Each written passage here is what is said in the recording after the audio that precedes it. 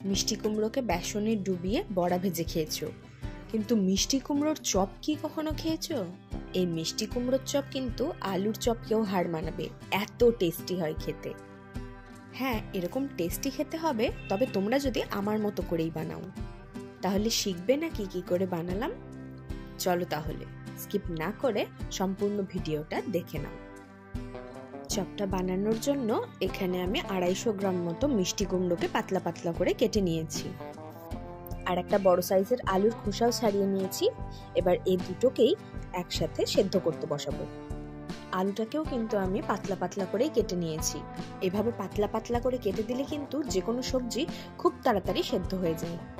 এদিকে আলু আর কুমড়োটা সেদ্ধ হতে হতে একটা মশলার পেস্ট বানিয়ে নেব। একটা মিক্সিং জারে নিয়ে নিচ্ছি কয়েক টুকরো আদা, মানে ওই 1/2 ইঞ্চি মতো হলেই হবে, 4টে কাঁচা লঙ্কা আর 5-6 কোয়া মতো রসুন। সামান্য একটু জল দিয়ে এটার একটা স্মুথ পেস্ট বানিয়ে নেব। আর আমাদের চপের জন্য কিন্তু এটাই একমাত্র মশলা।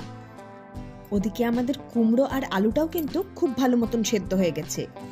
এবারে আলু আর কুমড়োটাকে একটা স্ম্যাশারের সাহায্যে খুব ভালো মতন স্ম্যাশ করে নিতে হবে, তবে তোমরা চাইলে এটা হাত দিয়েও করে নিতে পারো। আলু আর কুমড়োটা আলাদা আলাদা স্ম্যাশ করার কিন্তু দরকার নেই, একসাথে স্ম্যাশ করে নিলেই হবে। দেখো, হাত দিয়ে চটকে চটকে আমি কিন্তু খুব ভালো মতন স্ম্যাশ করে নিয়েছি। আমার মনে হয় হাত দিয়ে করাটাই বেটার। এবারে চপের পুরটা রেডি করার জন্য ওভেনে একটা ননস্টিক প্যান বসিয়ে দিলাম, আর দিয়ে দিচ্ছি 2 টেবিল চামচ মতো সরষের তেল। আর তেলটা গরম হয়ে এলেই একটা বড় সাইজের কুচনো পেঁয়াজকে দিয়ে দিচ্ছি তেলের মধ্যেই। আর পেঁয়াজের কালারটা গোল্ডেন ব্রাউন হয়ে আসা পর্যন্ত কিন্তু পেঁয়াজটাকে আমাদের ফ্রাই করতে হবে। দেখো, পেঁয়াজের কালারটা কিন্তু খুব সুন্দর চেঞ্জ হয়ে এসেছে। এই পর্যায়ে অ্যাড করে দেব সামান্য পরিমাণ হলুদ আর স্বাদ মতো লবণ।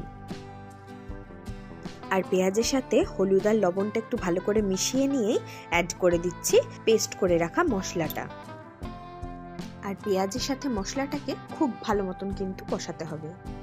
মশলাটা কষাতে কষাতে কিন্তু মশলার যে কাঁচা গন্ধটা সেটা একদম চলে গেছে। এই পর্যায়ে স্ম্যাশ করে রাখা কুমড়ো আর আলুটা অ্যাড করে দেব। মশলার সাথে কুমড়োটাকে কিন্তু খুব ভালো মতন মিশিয়ে নিয়ে এটাকেও বেশ কিছুক্ষণ কুক করতে হবে, যাতে কুমড়োর যে রস মেলটা থাকে সেটা যেন চলে যায়। 2-3 মিনিট ধরে বেশ ভালো মতন নেড়ে চেড়ে সব শেষে ধনেপাতা কুচি ওপর থেকে ছড়িয়ে আরো একবার মিশিয়ে নিতে হবে।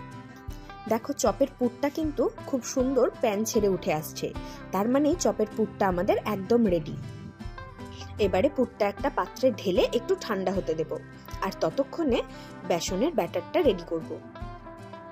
একটা পাত্রের মধ্যে নিয়ে নিচ্ছি 4 চামচ মতো বেসন, আর এর সাথে দিয়ে দিচ্ছি 3 চামচ মতো চালের গুঁড়ি।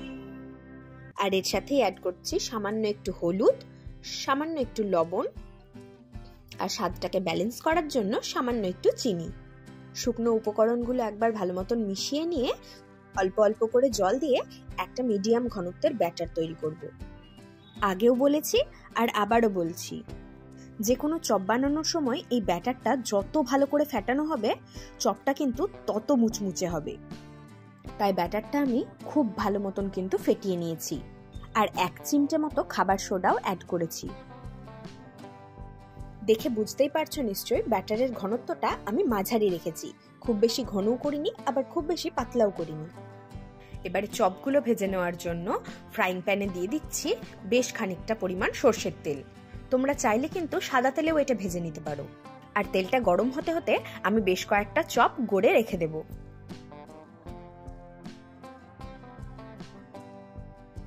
ওদিকে তেলটাও গরম হয়ে গেছে।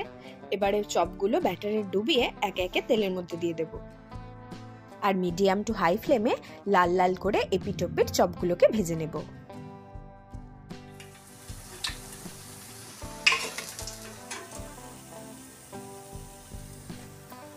সত্যি বলছি, চপগুলো কিন্তু ভীষণ মুচমুচে হয় খেতে, আর এত টেস্টি হয়, না খেলে বিশ্বাসই করবে না। শীতকালে কিন্তু চপ খাওয়ার মজাটাই আলাদা। যে কোনো সময় কিন্তু এই চপটা বানিয়ে খেতে পারবে। আমার মতোই টেস্টি বানাতে গেলে কিন্তু অবশ্যই আমার ভিডিও ফলো করতে হবে। কতটা ক্রিস্পি হয়েছিল দাঁড়াও তোমাদের দেখাই।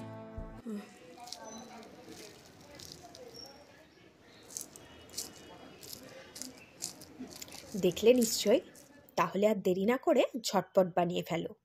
আবার কথা হবে নেক্সট দিন অন্য কোনো রেসিপি নিয়ে। আজ তাহলে আসি, টাটা।